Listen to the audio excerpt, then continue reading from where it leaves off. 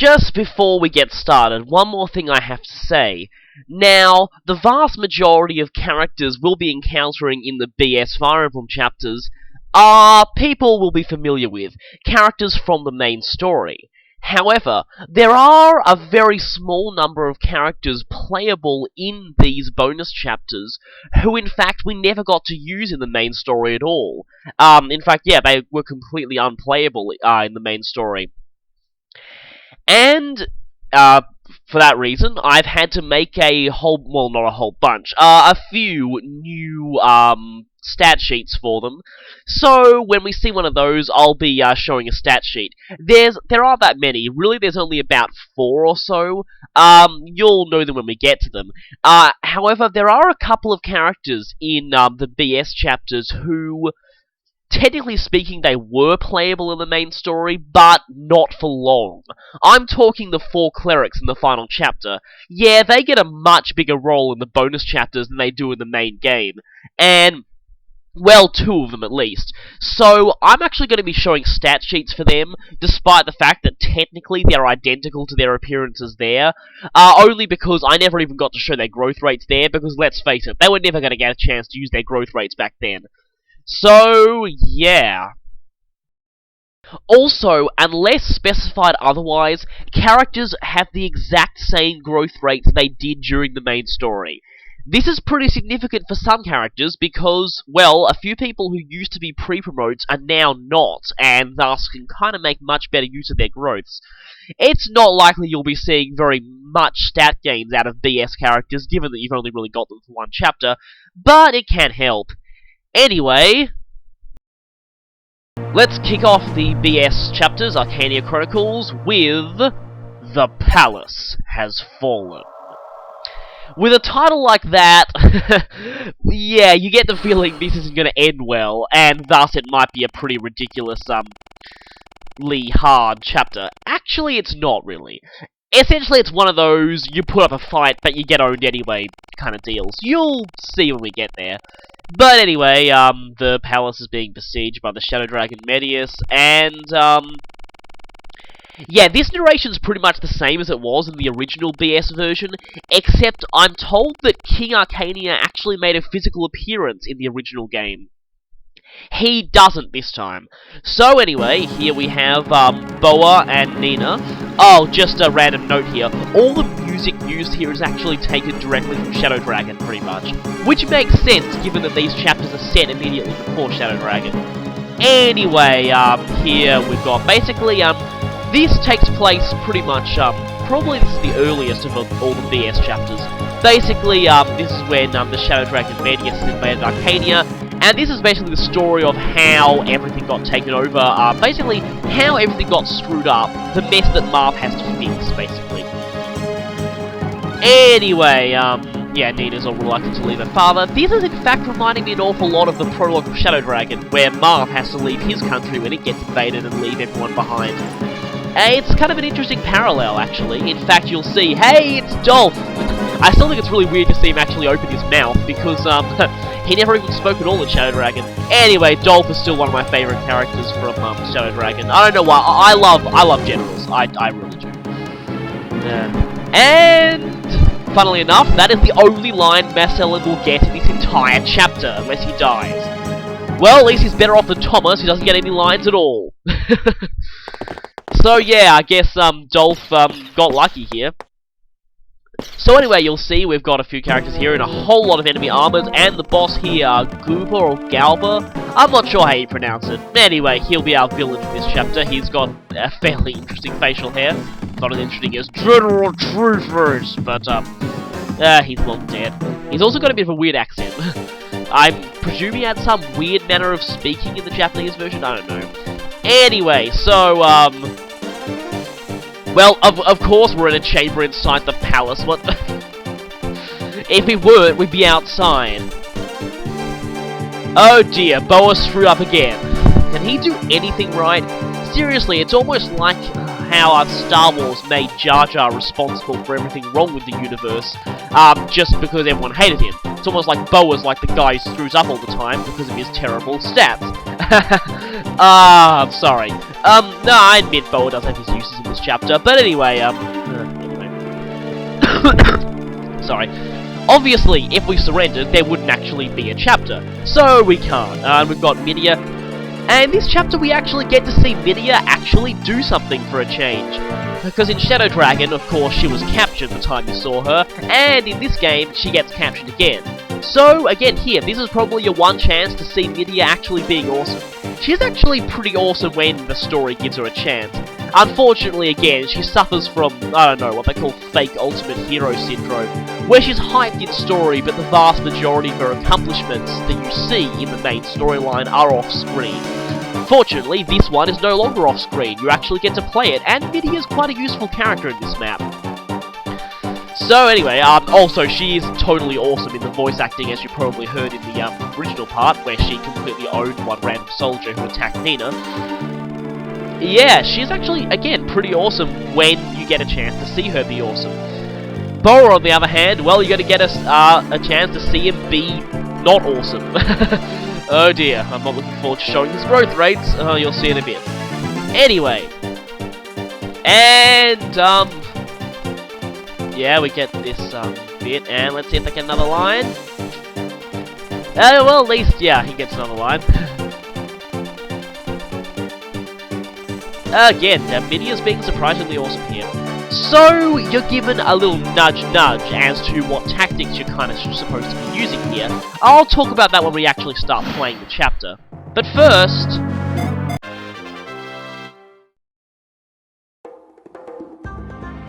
I like to consider this Nina's effective debut as a playable character. Technically speaking, she was playable in the final chapter of the main story, but it's not like she was really able to do anything there, except just heal a few times maybe. Admittedly, that's kind of her role in this chapter too, but at least, I guess you actually get to control her for a bit. She's actually your main lord for this map, so if she dies it's game over, obviously, so you gotta keep her protected. And with her low defense and HP, that's kind of a problem.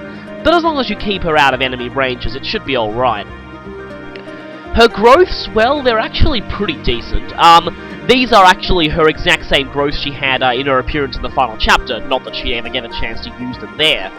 But, yeah, here she might actually be able to level up a couple of times. Now, she has a D rank in tomes and stars. Now, a D in tomes is really the only thing you need in this map. You'll see why once I actually, start getting stuff. But essentially, she only comes with a men's staff to start off with, so, she can only heal, really, for the time being.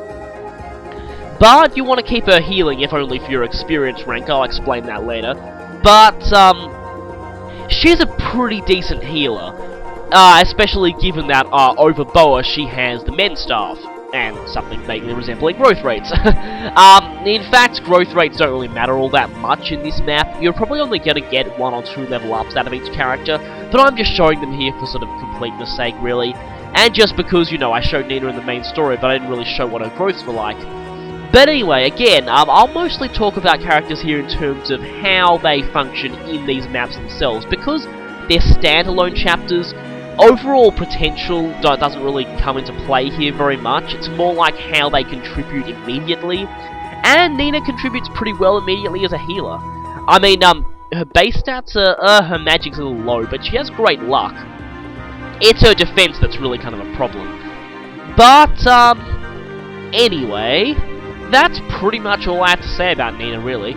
Again, healer, and she might be able to attack later on in the map if you play your cards right. But with a speed stat like that, she's not going to be doubling very much. Of course, play your cards right and she might even need to double, but, well, you'll see what I'm talking about later. Sorry to speak all cryptically here. So, with her out of the way, it's time to introduce... Oh dear. Oh, I'm not looking forward to this. I'm afraid to do this, but I have to. I have to show this. Feel my pain. Now. It's hideous! Get it away! Get it away! Get it away! Oh boy. Yeah, Boa. One of the few characters in this game who was playable in Shadow Dragon, yet not playable in the main story. This was a very, very, very good thing. Unfortunately, the developers still felt the need to unleash the horror of his growth rates upon the world in the bonus chapters. At least in the bonus chapters, he's actually not going to be leveling up that much anyway. But anyway, oh, sweet lord, those growth rates. Oh. They give Bantu a run for his money, seriously. Oh, wow. I mean, even in Shadow Dragon, this guy was pretty awful. Like, he had an average magic stat of less than 10 at level 20. Yeah. He has my pick for one of the worst magic users in the series, hands down. But at least he can heal, and that's really his main function in this map. Admittedly, given that the, BS chapters, you don't have much opportunity to level up anyway. So, admittedly, he can still make himself pretty useful, and he's actually pretty useful in this map, well, for one main reason, which you'll see when I show you his inventory. In fact, I guess I'll talk about that now, because I will, don't want to, clog up the video with extra information that I could be saying now. Essentially, Boa begins with a heal staff, which is not quite as good as Nina. So basically, Nina will probably heal more than him for the most part, but at least Boa's another healer, and having two healers is very important. Specifically because they can actually heal each other if they get injured, as in fact one of those voice clips I showed in the earlier part actually showed. But, more importantly, the fact that they can, if two people get injured in the same turn, you can heal them both. Yeah, if you just had one healer, that would have been pretty annoying. So anyway, again, you're going to need all the healer you can get here, and I guess Boa will do well for that. I mean, Nina heals more, so if you desperately need someone on higher HP, you want to use Nina for the healing, not this guy. I guess Boa is marginally more durable than Nina is. I mean, he's got slightly higher defense and a bit higher HP, so he can take maybe 1 or 2 hits from archers, but really that's all. Do not leave him exposed to anything except maybe one archer if you really have to. Because otherwise, yeah, this guy's going down, and you actually probably don't want him to die just because you don't want to lose one of your precious healers. Now, Boa is actually quite useful in this chapter for one reason, and that's the other thing he comes with in his inventory. Boa starts with a rescue staff, and this is actually really useful, and it gives rise to a lot of interesting and creative strategies. If you don't, of course I've used it already quite a bit in the main story, but anyway, the rescue staff takes an ally anywhere on the map in this game. Awakening changed that to my annoyance originally. But basically, yeah, in this game, the rescue staff has infinite range, and basically you take any ally on the map and bring them next to you. Annoyingly, the space they're actually brought to next to you is random, so if one of the 4 tiles surrounding Boa is within an enemy attack range, you might want to be a little careful about using the rescue staff, lest luck abandon you and your character ends up warped right into enemy range. That can happen and it's really annoying. So your best bet there is to restrict the number of tiles they can actually be sent to. So have a couple of other people on the side of Boa just to make sure that they always end up where you need them to end up. I don't know why I'm talking about this, but it's actually quite important, and it's a very annoying feature of the rescue staff that I think is probably present in all games. If anyone knows what actually determines exactly which of the 4 tiles the character you rescue is sent to next to the rescuer, I'd like to know, but from what I can tell, it's mostly entirely random, which is really, really annoying. But anyway, back to the rescue staff itself. This gives rise to a lot of interesting strategies. You can send one of your characters off to do some other stuff away from your main party, and warp them right back instantly when you need them. This comes in handy for Midia, given her high mobility. She can go off, fight some enemies on a different front, and then get warped back if she needs healing or if you just need her near you. So, yeah, again, that rescue stuff is quite useful. Also, if you derp and put Nina in range of an enemy or something like that, you could rescue her as well. And, if someone's taking a bit more punishment than you'd like, you can, whisk them away with the rescue staff. It's actually quite useful, and for that alone, Boa is in fact not entirely useless. In fact, he's actually quite useful in this chapter. So, hey, I guess someone with no growth rates to speak of can actually make themselves useful in some ways. Especially here, where overall potential doesn't really matter. Speaking of which, you might notice that I haven't included average stats in these stat sheets. That is mainly because if I tried to calculate Boa's average stats, my brain would probably melt. Just kidding, I actually mean that there is no way any of your characters are hitting level 20 in these chapters, so average stats at level 20 don't really matter at all. And since you can replay these chapters as much as you want, you're going to get different stats each time, so averages are kind of pretty pointless, really. That's why I haven't included them. Anyway, that's probably enough about Boa. I'll talk about the other characters just as I use them, because they're pretty much identical to how they are in the main story.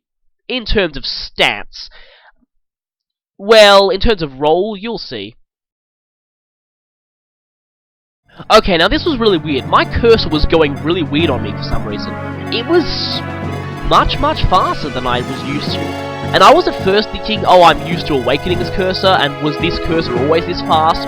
I'm pretty sure that the cursor in this game was never this fast. Just look at this is ridiculous. And then I press a button, I'm not sure which, and my cursor's back to normal speed. That was really weird. I don't know how that happened. I tried checking in options, but there's no option for cursor speed at all. It's really weird. I have no idea how that happened. Anyway, back on topic. So you'll see you've got an awful lot of armors here. Now the enemies in this chapter are generally split up into squads, each containing 3 armors, 2 archers, and a mage. Now the mages are the things you really want to watch out for here, but the archers can be tricky too. Now the characters you have here are Dolph, Massillon, Midia, Thomas, and your 2 bishops. Yes, these are all the characters who you find imprisoned in Shadow Dragon when you finally retake Akaneia. So, yeah, this chapter is going to explain how they got captured in the first place. So, yeah, don't expect it to end well. But anyway, your characters here form an interesting, almost like a rock, paper, scissors effect, relationship. And I'll talk about them in more detail when I actually start using them in combat.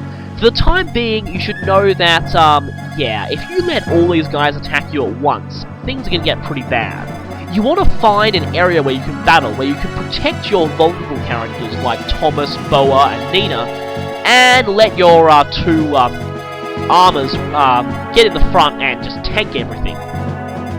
Now they're pretty much indestructible to everything except mages, and yeah, the mages are a bit of a problem. So, however, what Midia recommended at the start of this chapter is that you move right to the treasury straight from the start. This is a pretty decent strategy. It might lose you some points on your speed ranking, but for me I find it works pretty well, given the game actually tells you what to do. I'm sure there are better strategies that get you a better speed ranking. I'm not really that concerned about the speed rank in general. I'm more concerned about survival, especially survival. Experience, yes, they actually rank you on experience, so be sure to get as many level ups for your characters as you can. And the funds rank. Now the funds rank works a little differently to how it worked in the GBA game, so I'll explain that when I get the chance. Anyway, now here you want to move your armors so that you're blocking off your bishops. Now of course, your armor guys won't be doing very much damage to the enemy armors, but at least they will be doing some damage, but they won't take much damage in return.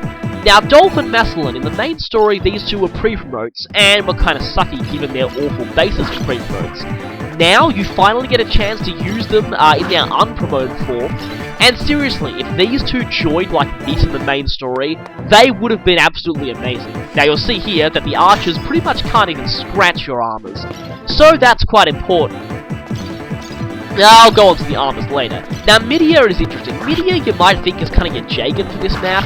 In reality, she functions more like a glass cannon. Midia carries a silver lance. As you can see here, this is able to 1-round KO enemy armors. This is actually really important. Yeah, Midia's the only one in your party who can do that at this point, and that's quite useful. You'll see I've got a chest key there. That's important. I'll talk about that later. You might also notice, though, that Midia actually takes damage from the archers, and the armors do quite a bit of damage to her, too. This means that, yeah, Midia functions as a bit of a glass cannon here. She cannot take repeated punishment at all, and I will say 90% of all my failures in this map were because I got a bit too gung-ho with Midia and let her kind of get slaughtered. Yeah, if you let her get attacked by a whole bunch of enemies in one turn, she is pretty much going to die. She can't handle repeated attacks from armors, because they do 6 damage to her individually. And in fact, in this case, 1-round KOing them is actually pretty bad, given that, I might have to rescue Midia here, given that it allows more of them to attack her. Now, I might actually have to stop my commentary for a second, because something interesting is about to happen here. Now, if you move Midia currently has a chest key, and we've got a chest in this room right here. She is hurt a little bit, so I might not want to get her all the way up there at this point.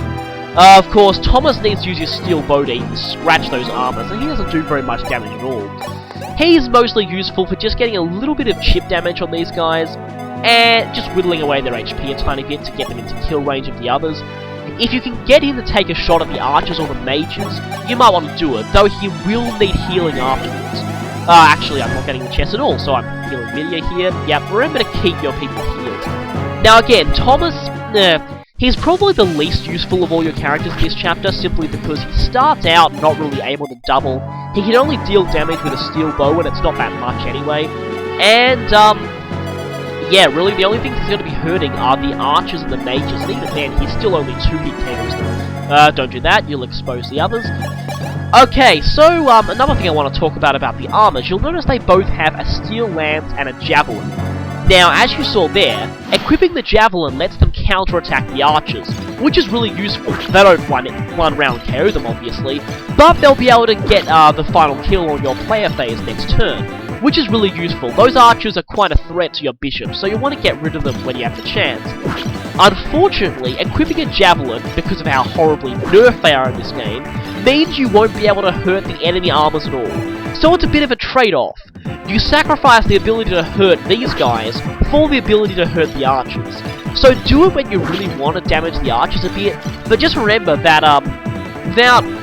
your armors are really the only way you'll be able to hurt the enemy armors at this point. So, yeah, you want to make sure that you get as much damage on the enemy armors as you can, until you pretty much get the ability to damage them. Now, here's a problem. The mages.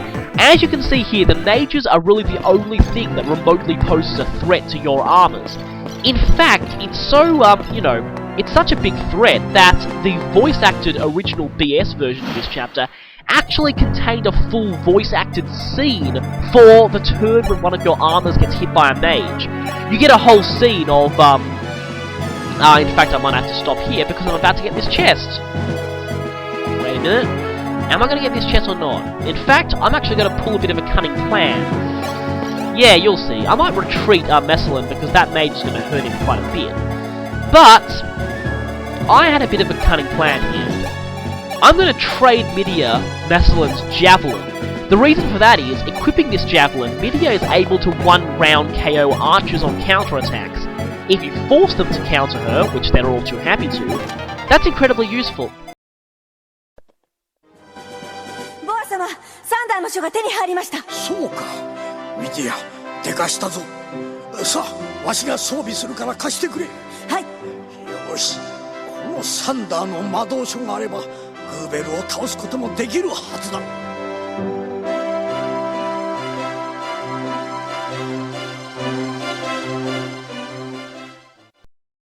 Yeah, the original VS version of this chapter actually had voice acting specifically for that moment of you getting the Thunder Tome.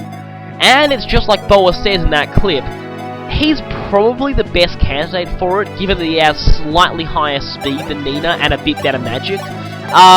Yeah, like I said, the character's starting magic ranks don't really matter much in this chapter, because all the magic you actually get is usable by them anyway.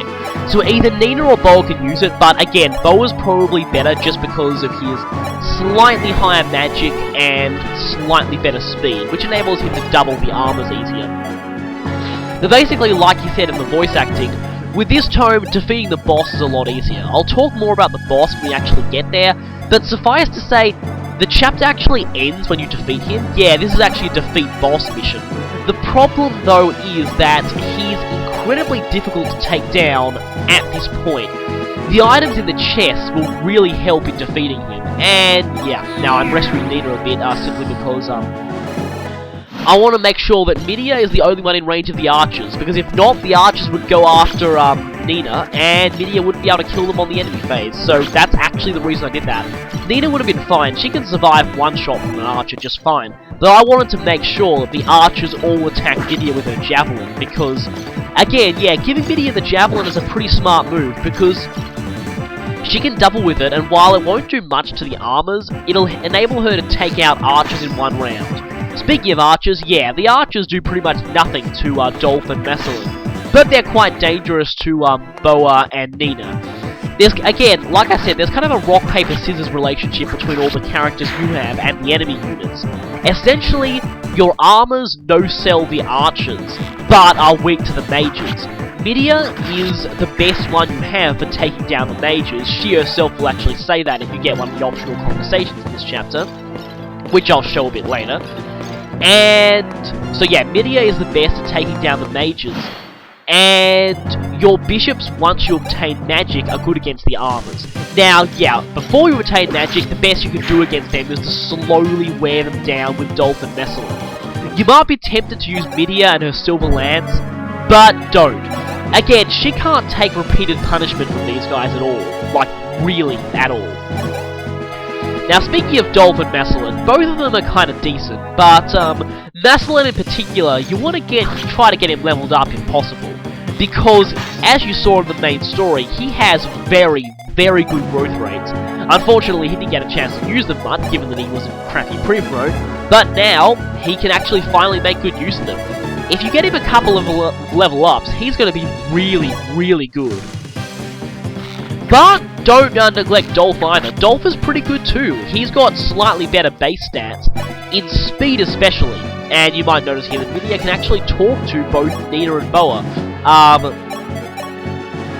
Boa can talk to both of them as well, and Nina can talk to both of them. So, sadly, Dolph, Messalin, and Thomas don't get any extra conversations in this chapter. Again, using Midia to pick off the archers. Now, again, what I've done here is, I've retreated to this little treasure room and have blockaded the entrance with my armors, while keeping my healers safe inside, and picking off the archers with my archer and javelins from Midia. And here you'll see Nina's talk with Midia.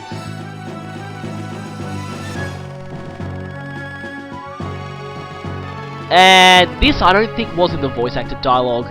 Anyway, Nina's telling, forget about her, save yourself. But of course, we know that's not going to happen, because Nina's a major character in Shadow Dragon, so of course she has to survive here. And yeah, they bring up Astrum. Astrum was kind of willing to attack and potentially kill Midia on sight back in Shadow Dragon. Damn Mathis syndrome. Yeah, I really wonder what she sees in him. And, interestingly enough, yeah, this conversation is quite similar to one of the conversations in the voice acting that you heard in the previous part. So yeah, this is pretty similar, except for, this is expanded on a little, actually. So yeah, basically, the voice acted part was the start of the conversation, and we got a couple of lines in addition. So basically, yeah, a few of the voice-acted dialogues are actually kept as optional conversations in the remakes of the BS chapters, as you saw just there. I think a few of the conversations are actually totally new as well. However, a few of the voice-acted... Oh yeah, that was Maslow level up. Yeah, see, he's got pretty good growth. I would have liked him to gain speed, though. You'll see why in a bit. Now, Massalin not gaining speed really came back to bite me later on. You'll see why. Oh boy, that was annoying. And now these dumb archers are going for Midia. She can take a couple of hits from the archers, just don't expose her to the armors repeatedly, because she's gonna die if you do that. And wow, you're stupid. Aren't the... really stupid. Goodbye. Aren't the archers supposed to be prioritizing people who can't counterattack?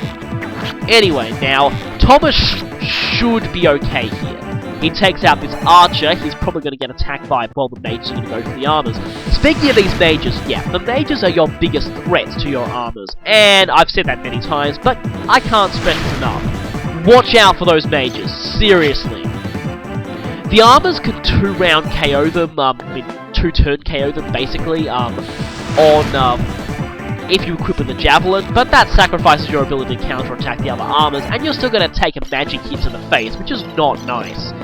Now, the mages were in fact so dangerous to the armors that in the original BS version, there was in fact... I already said that, didn't I? But what I didn't say was, the mages, the enemy mages, actually got special voice dialogue for if they killed one of your armors. I'm not going to subtitle that because I find that too depressing, but basically, the voice actors gave them one hell of an evil laugh. It's quite disturbing, actually. Okay then, so we've got the enemies all lined up here. The archers are mostly gone. There are a couple of mages left, which is really annoying. But for the time being, yeah, we can kind of safely tank and pick off the remaining enemies at our leisure. Now, I know this isn't the most efficient way to complete this map, but it is the safest, and that's what really matters to me. I guess I'll talk a little bit about my approach to the rankings here. I've never really been one for speed or efficiency. Except in Valkyria Chronicles, where that's the only thing that matters towards your ranking, but this isn't Valkyria Chronicles, so I'll shut up now. Actually, I'll talk about this conversation too. Anyway, Midia here talks about paladins being good against magic, i.e. her. She's your best bet against the mages. She only takes a couple of damage from them, really. Unfortunately, the mages tend to be flanked by the armors more often than not, so, well, neither of those can actually do anything to me, so I'll just skip that. Ow! Nasty mages, I hate them. Okay, this is cutting it really fine. In a few previous attempts of this chapter, yes, I've got a couple of fails for the fail channel. I'm thinking of actually putting up my BS fails in their own separate video at the end. Actually, I don't want to bog down these videos. They're long enough as it is. Anyway, in previous attempts, I healed him with Boa, and he survived with exactly 1 HP. That was a little too dicey for my liking. Now, right now, I'm about to pull off a cunning plan. I want to get as much experience as possible in as little time, which means what I'm going to do here is I'm going to... I might have to move around some people, but if I can kill that armor below the mage from over the wall, I'll be able to run Massillon up and have him finish off the other mage, thereby killing 2 enemies in 1 turn. Not exactly 2 birds with 1 stone, but anyway. Okay, right. Also, I get Thomas to level up. Wow, I take it back, Thomas. You don't fail. That's pretty good. Yeah, again, like all pre-promotes, Thomas has great growth, so now he's not promoted. He's got a good opportunity to use them, actually. And I get a level up here. Lots of level ups here. Again, I'm mostly focusing on the experience rank, really. Massillon gets to go over here and take that mage out. And that should be the last of the mages. That is really good. Now, you might think, oh, I could just run Midia up there and take on the rest of the armors. Don't! She will die, trust me. Yep, all 4 of those armors, well, 5, attacking her in 1 turn, she is gonna die. You're better off letting taking this slow and steady, letting your armored units take down the enemy's armored units. Anyway, like I was saying about rankings, I don't really care so much about speed. What I care mostly about here is survival. I'm going to complete every one of these chapters with a perfect survival rank, like I do always. So, yeah, the next thing on my list, I want to prioritize the experience rank a bit too, but also, skipping those because, hey, that actually may have been a crit. Wait a minute, that wasn't a crit. Hey, Dolph is actually doubling now. That is really awesome. Dolph is always awesome. He's one of my favourite armors in the series. I know it sounds weird. But he was one of the best generals in Shadow Dragon, really. Not counting reclassing, but I never used reclassing in that game. Anyway, so basically that and funds. Now, funds works a bit weirdly. The funds rank is based purely on the number of villages visited or chests open. Essentially, it's like completion percentage. And I'm kind of a bit of an avid 100% completionist myself. Yeah, the vast majority of, well, other than RPGs and stuff, the other genre I like playing is platformers where you, where it's easy to get 100%, well, not easy to get, where there's the, you have the ability to get 100% completion, because I like that. Anyway, so what I'm going to do here is I'm going to try and max that out whenever I can. And to do that, I should probably get onto something interesting about this chapter. Chest keys. Now, you might have noticed that we don't actually have a thief on our side for this chapter. This means the only way to open the chests and get their contents in this chapter is to swipe chest keys from the guards. Sorry, I've been playing a lot of Sly lately. But anyway, we need to get chest keys off these guards.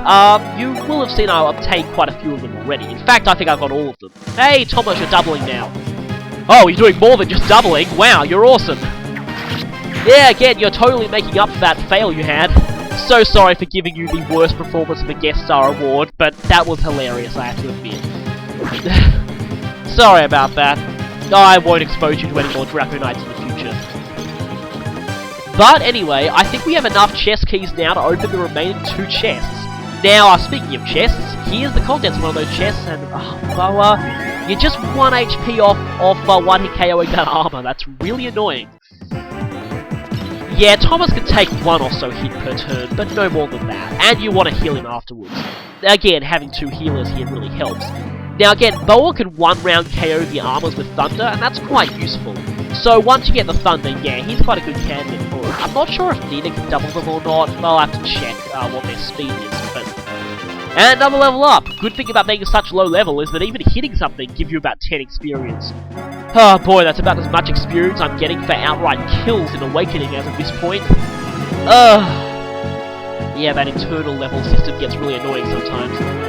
But anyway, right, we've pretty much taken care of everyone except for the boss, but I want those other 2 chests.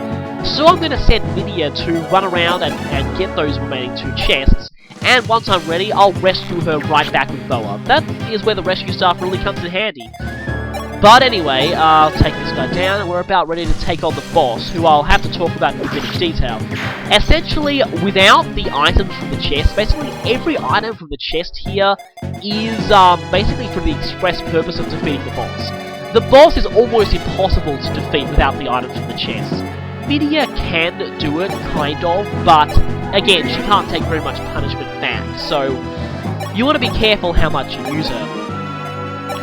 What you really want to get is you want to get the magic tomes from the chests. Now, none of your magic users can really double him unless they've leveled up an awful lot. So now Lydia take the 2 chest keys and run around and get the chests. None of your magic users can really double him, but they do considerable damage.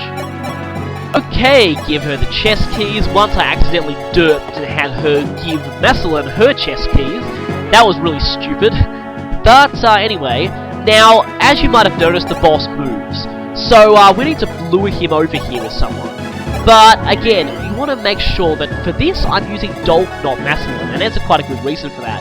You see, the boss has 8 speed. Massillon has 3. Well, I think he might have 9, I don't know. Anyway, the boss has just enough speed to double Massillon. He does 10 damage per hit. Massillon has 22 HP. He can take 1 round of combat with the boss, but no more than that. Unfortunately, Dolph and Massillon can't even damage the boss back at all unless you've really seriously leveled them up a lot, which is not that likely. So that's a bit of a problem, but they can do a bit of damage to his flunkies here, and put them into range for Boa to finish off. Of course, you don't want to expose Boa or Nina to the boss, but he won't double them, fortunately. Now, if Massillon had only gained 1 more point of speed, he would have been able to avoid being doubled, but sadly, no. Now, the chest Lydia just got contains an Armor Slayer. Yep, that's right. Only Lydia can use this among your party, but it will utterly demolish the boss. She'll double him guaranteed, and she'll completely wreck him. Even from practically full HP, she'll totally destroy this guy. So the Armor Slayer makes the boss pretty much a joke. I could warp her back and kill the boss now if I wanted, if I really cared about my speed ranking, but I want to get that other chest. You know, I'm a completionist, and it would just, you know, if I left that chest hanging, I just would be really annoyed. Anyway, I'm trying to check here to see if I can finish off this guy, ourselves, because if I let the boss and that other armor attack Boa, yeah, that's not good. Now, the other good thing about luring the boss over to us is that we've lured him out of range of his bishop ally. Now, in fact, yeah, you don't actually have to damage that bishop, really, and it's probably quite preferable to lure the boss away from you, because, you know, you don't want the boss getting healed.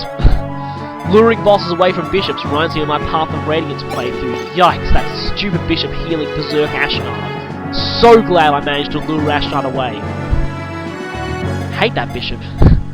Anyway, I hate bishops healing bosses in general, but, again, anyway, you do not want to expose Massillon to the boss too much if you can help it, because again, he's going to get doubled. But, if I'd just been luckier, if he had gained 1 point of speed, he would have been able to avoid being doubled, but, I was unlucky. Still, it's doable regardless. Now what we're doing here is we're kind of retreating back to the treasure room. I know it's kind of silly, but I want to make sure that we're kind of stalling until Lydia gets back, really. And healing, because every little bit of experience helps. Every little bit of experience counts towards your experience rank, actually. So, yeah, every little bit helps. Come on. Yeah, Dolph is being really awesome. Hi, boss man. I still don't know where his accent comes from. And I'm glad they went for, was it Galba? Goober? I don't know. I like it better than Goober with two O's. That was hilarious. And, yeah. I don't know what that makes him sound like, but it sounds stupid.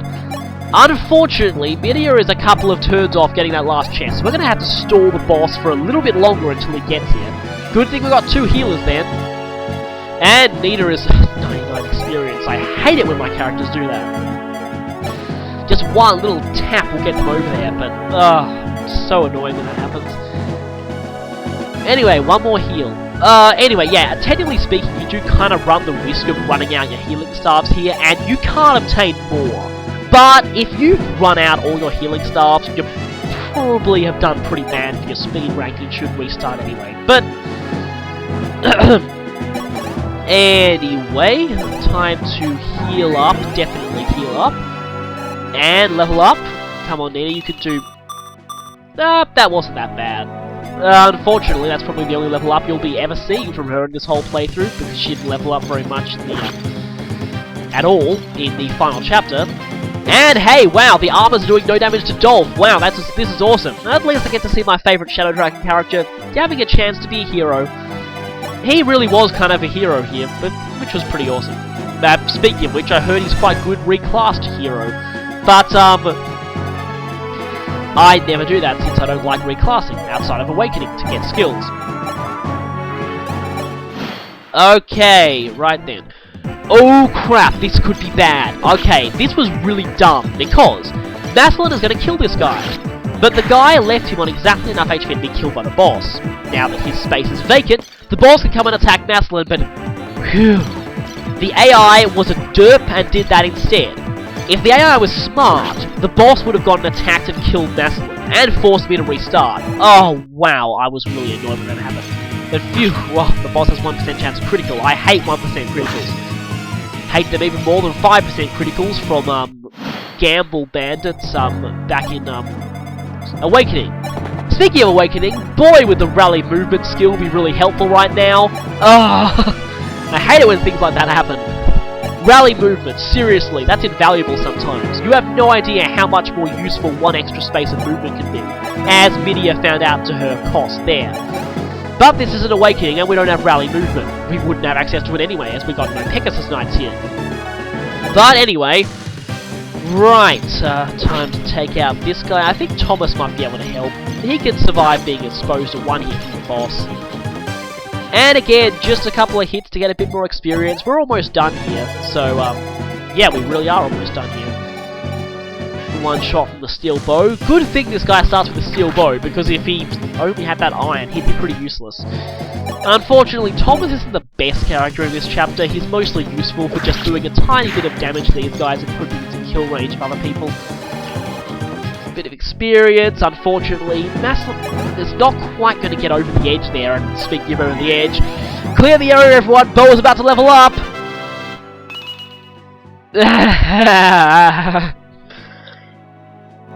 Sasagana. Or something. Sorry. I might have even said that wrong, but anyway. As I expected from that gigantic failure. Oh boy, Boa's growths are so bad that he's used to test RNG abuse and clock abuse in Shadow Dragon. On the grounds that, if he can get a perfect level up, anyone can. Now, we just got an Elfire tome from that chest, so another magic tome. This one I'm going to give to Nina, just so she can get a chance to get a few pot shots on the boss.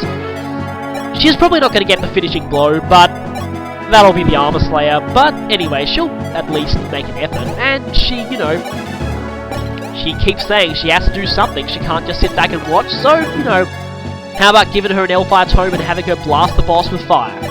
That sounds pretty cool. So, I think it's about time we walk Midia back to us.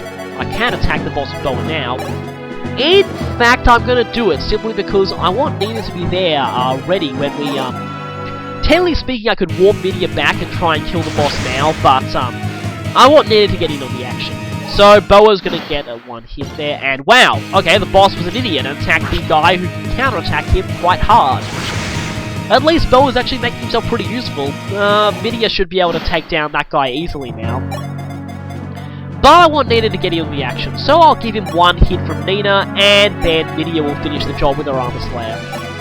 Okay, just need that rescue staff. Come on. Come on, get back over here, Midia. We need you now. Alright then. Technically speaking, I could kill the boss now, but again, I kind of want... Whoa, see, look at that? Yeah, Midia totally destroys this guy, although she gets kind of 2 hit KO'd in return, but as long as you've weakened him, that should be fine. But I might want to take just one shot at him with Nina, you know. Again, she deserves it. She spent this whole chapter on the sidelines healing. She deserves a shot. This doesn't mean I take one more turn than usual. Actually, yeah, I'm going to just heal. I'm going to take one more turn than usual, but I want Nina to get in on the action. So, right then, how about, Nina, you get a little hit on the boss then. And, whoa, I did not expect that. That was totally worth it, I will say. Sorry, Midia, you didn't get a chance to do anything, but seriously, that was so worth it. Congratulations, Nina, you have, well, yeah, defending your palace awesomely. Wow, that was really great. Did not expect that to happen, but I could not have asked for a better ending. Unfortunately, yep, things are about to get kind of bad. Oh dear. Thai Battalion, that's not good. Yeah, given that this chapter was called Fall of the Palace, it was kind of obvious you weren't really able to win. So yeah, you kind of get reinforcements spammed anyway. Even more reinforcements? I don't think there were any reinforcements before. There might be reinforcements, kind of, if you take really long. Yeah, but anyway. So it basically looks like we're screwed. And oh boy, they've brought in the big guy. Have we seen this guy before? He seems strangely familiar. Anyway, this is General Camus of Groost. Yeah, I'm going to actually show off his voice acting a little bit, because I've got a perfect opportunity to do soon, because he's about to give a pretty epic speech. Yeah, I'll just, gave us some trouble. Nina critted your boss. Okay, so voice acting now. Akaneiaの者たちを聞いてくれ。私はグルニア騎士団の指揮官神よ。君たちの戦いぶりには敬意を表するが、これ以上の流血は双方にとって無意味だ。ここはおとなしく武器を収めてくれないか。私は今から君たちのところへ行く。武器は何一つ持っていない。グルニアの名誉にかけて君たちを欺くことはしないと約束しよう。Pretty cool if I do say so myself. You'll notice the proud commander wasn't playing during his dialogue there, and that's because it didn't exist at the time this was, the BS chapters were first released in Japan. That track was created specifically for Shadow Dragon. But I guess this is one of the few times it actually fits. It was originally meant to be his theme, and wow. I actually never knew, Camus killed Midia's parents, so that's, interesting. Yeah. A lot of backstory stuff comes up here. And yeah, of course, don't be hasting them. Then again, given that we know, you know, the first time we see her in the main story of Shadow Dragon, she's imprisoned, you can kind of tell how well this is gonna go. Obviously, they can't, kill Camus now, because he's a major boss in that game, and of course has to survive. And...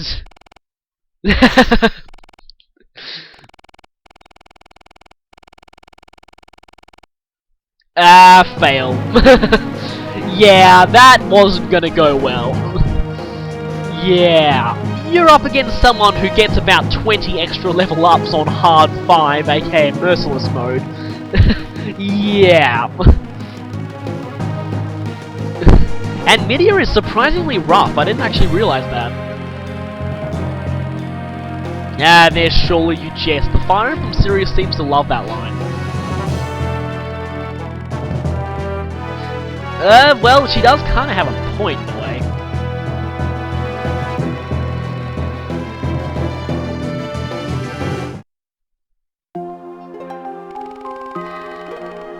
And we have here another track that wasn't in the original Mystery of the Emblem that was created for Shadow Dragon. This is Nina's theme, which I don't think you heard really in this game at all, given that she spent most of the game captured.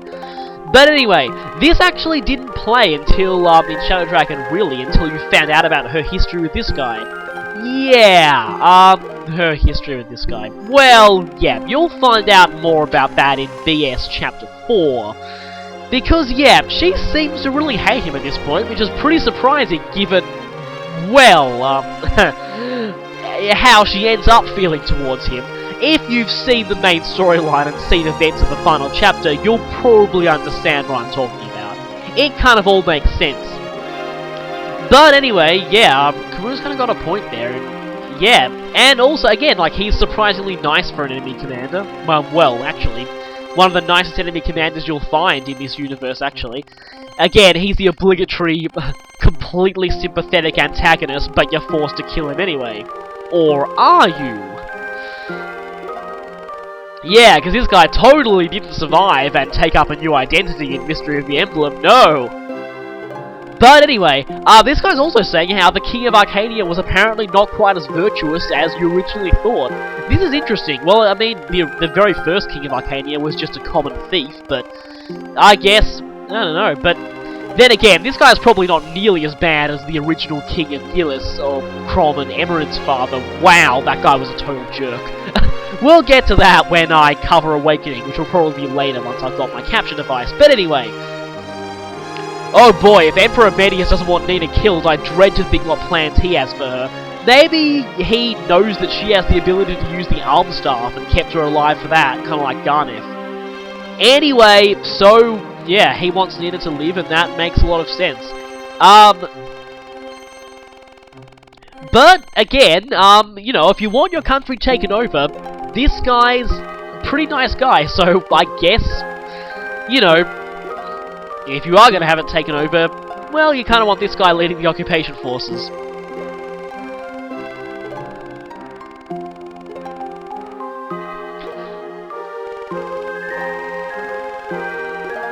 Of course, she still kinda hates him.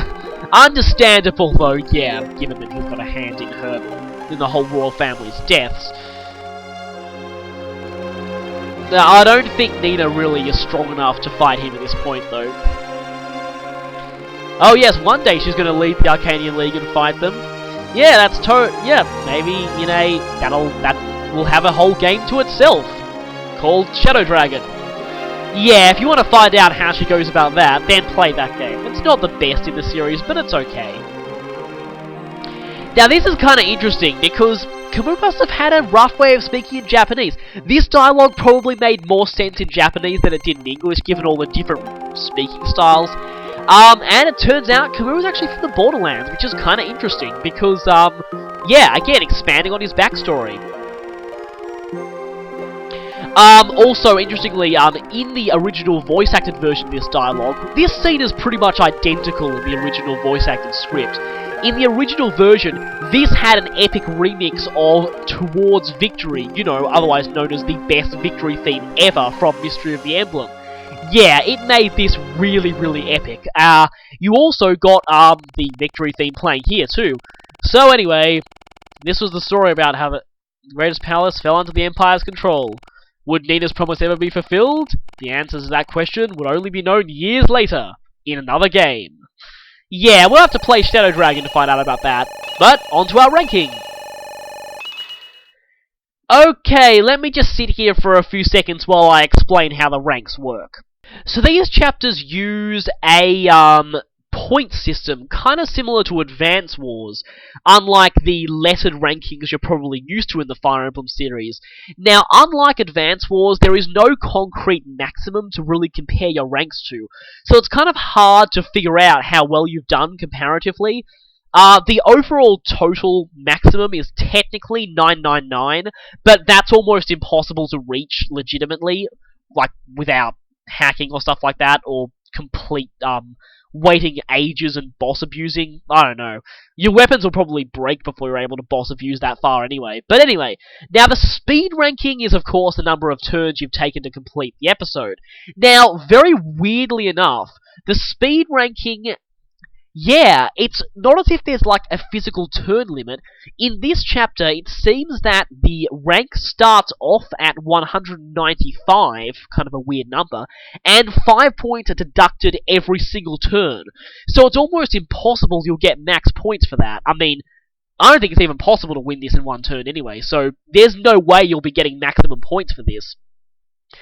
Anyway, technically speaking, you can defeat the boss really early by just rushing him, but yeah, that is going to not be good on your other ranks. So basically, yeah, 5 points are just deducted every turn, so yeah, kind of weird that. Now, the funds ranking, there is a concrete maximum in this chapter of 150, and I've got, of course, the maximum. In this chapter, the funds ranking is pretty simple. 50 points for each chest. Since I got all 3, I get the max score of 150. Simple as that.